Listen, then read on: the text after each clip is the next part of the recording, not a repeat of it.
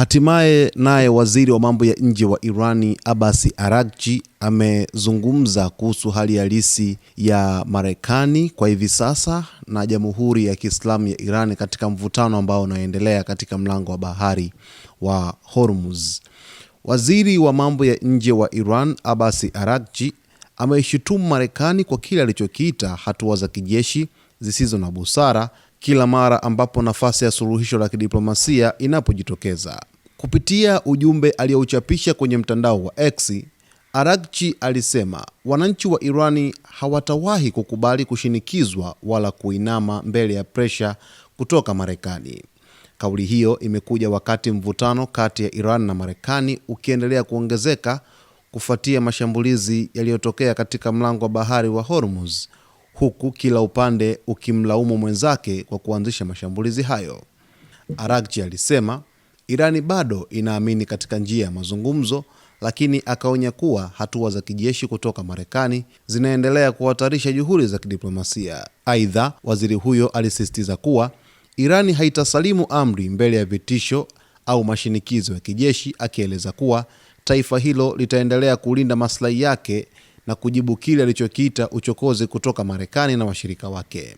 Kauli ya Araghchi imeongeza uzito wa kisiasa katika mvutano unaoendelea Mashariki ya Kati, huku dunia ikiendelea kufuatilia hali ya usalama katika mlango wa Hormuz ambao ni njia muhimu ya usafirishaji wa mafuta duniani.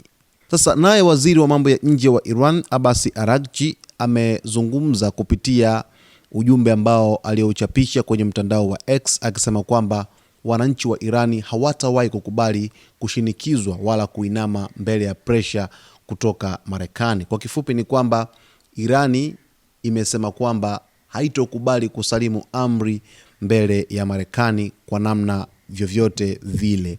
Na sasa hivi kwa kile ambacho kinaendelea katika mlango wa bahari wa Hormuz na Irani kwa ujumla ni kwamba hali ya mlango wa bahari wa Hormuz inaifanya Jamhuri ya Kiislamu ya Iran kuendelea kuishinikiza Marekani yenyewe irudi katika mazungumzo kwa sababu ya umiliki wa mlango huo wa bahari, lakini vile vile maamuzi ambayo viongozi wa Iran wameyachukua kutokana na hali halisi katika mlango huo wa bahari kwa hivi sasa, kwani shughuli zote katika mlango wa bahari wa Hormuz zinadhibitiwa na Jamhuri ya Kiislamu ya Iran kupitia jeshi lake la majini. Sasa mara baada tu jana Rais wa Iran Masoud Pezeshkian kuzungumza kwamba unyonyaji na ubepari hauna nafasi katika dunia kwa hivi sasa, baadaye waziri wa mambo ya nje wa Iran Abbas Araghchi akaja kuzungumzia kuhusu hali halisi ambavyo kila nafasi ya mazungumzo inapotokea basi Marekani anatumia fursa ya kuanzisha uchokozi kwa kufanya mashambulizi kwa Jamhuri ya Kiislamu ya Iran, kitu ambacho